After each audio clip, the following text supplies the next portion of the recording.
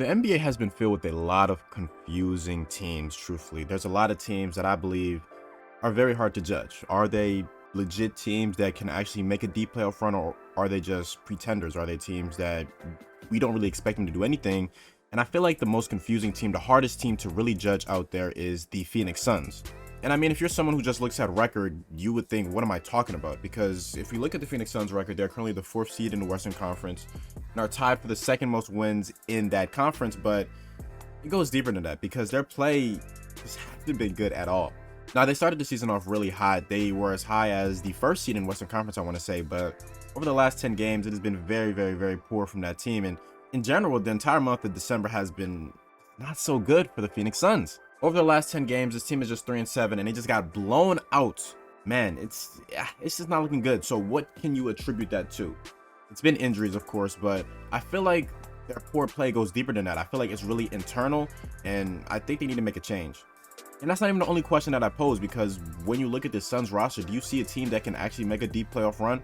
I mean, if you look at the Phoenix Suns, 2 years ago, they made the NBA Finals and were 2 wins away from winning that. And then last season, they were a win away from making the Western Conference Finals before, Luka Magic happened. But still, over the last 2 seasons, this team has had great success, and people still look at them as a team that just can't really get over that hump. They can't make a lot of noise. So let's just dive into their team. And then I want to pose a question on if this team is legit or if they're just going to fizzle out once again.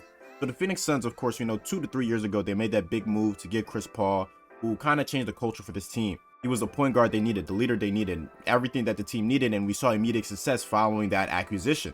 Now, of course, Chris Paul is in the twilight of his career, but he's still the same type of playmaker. He's still the same type of facilitator, and he does have a little bit of a clutch gene that he's had throughout his entire career. And of course, people on NBA Twitter and stuff love to bag on Chris Paul, but we can't hate on his greatness. Chris Paul is one of the greatest point guards we've ever seen in the NBA. He's a surefire Hall of Famer, and he's gonna be missed when he retires.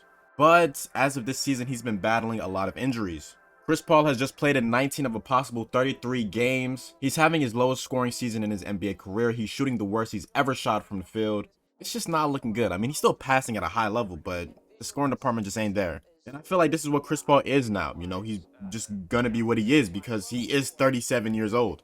We don't know how much longer he has. And before we get to the big guns of this team, we have to talk about the 2 other key components to their success, and that's Mikal Bridges and DeAndre Ayton. DeAndre Ayton is having a career year himself. The 17.6 points he's averaging this season is his highest since his 2nd year. He is averaging the lowest amount of rebounds he's ever averaged in his career, but still, he's doing his thing. He's being more aggressive. He's playing well, but at times he looks passive too. With someone like Ayton, who's 6'11", 250 pounds of just pure strength and athleticism and all that, you would imagine that he could average more than 0.8 blocks per game, but he just isn't really that great of a shot blocker because the vertical pop just isn't there. Now, he's been expanding his game. He's taking some threes. He's taking a lot more threes, actually, than he's ever taken in his career. He's stepping out to the mid-range more, which we'd like to see, but I don't know, man. Something tells me that he just doesn't want to be here. It's the off-court antic. It's the arguing with his teammates and not seeing eye to eye with his coach that's telling me that. And even with how good their record might say they are, I still would not be surprised if the Suns look to deal Ayton whenever they can, considering his contract extension and all of that. I don't know, man. I feel like the Suns are trying to make Ayton this 2nd, 3rd option for their championship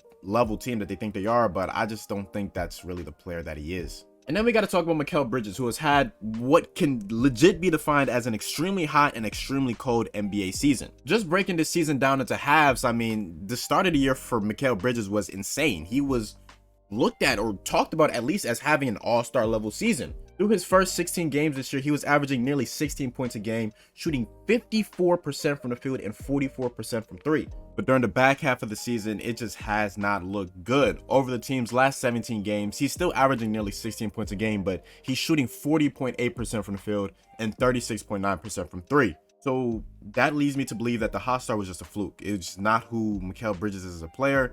And finally, we have to talk about the most important piece, the most integral piece to this team's success, and that's Devin Booker. On the year, Devin Booker is averaging 28 points per game. He's averaging nearly 6 assists and nearly 5 rebounds a game. As you can imagine from the scoring department, those 28 points per game is a career high, and he's very efficient from the field right now. He's nearly shooting 48% from the field, 37% from 3, and 85% from the free throw line. Like I said, he's the one that brings it all together. He's their go-to scorer in the clutch. He's the one that scores the 50 points and the 40 points and does it all for this team. But we know that. We know what Devin Booker does. We know the all-star level, all NBA level play that he brings. We know what Chris Paul brings, DeAndre Ayton, Mikal Bridges, the core four, we know what they do.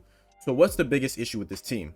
And I mean, looking at the rest of the roster, it's Cameron Payne, it's Landry Shaman, it's Torrey Craig, Damian Lee. I mean, there's no real notable name on this list. Talked about Chris Paul, but Devin Booker has missed some time. You know, they lost Cam Johnson very early on in the season. They were able to, you know, get over that hump for a little bit of time, but his play is really missed. He was in the midst of a career year, shooting 43% from 3 on 6 attempts per game, averaging 13 points, and he's out for the rest of the season. And I'm not even going to get into the Jay Crowder talk because I'm going to be honest, I don't think they miss him at all. And when have you ever seen a player of Jay Crowder's caliber sit out of games waiting for a trade? What's going on with the NBA, man?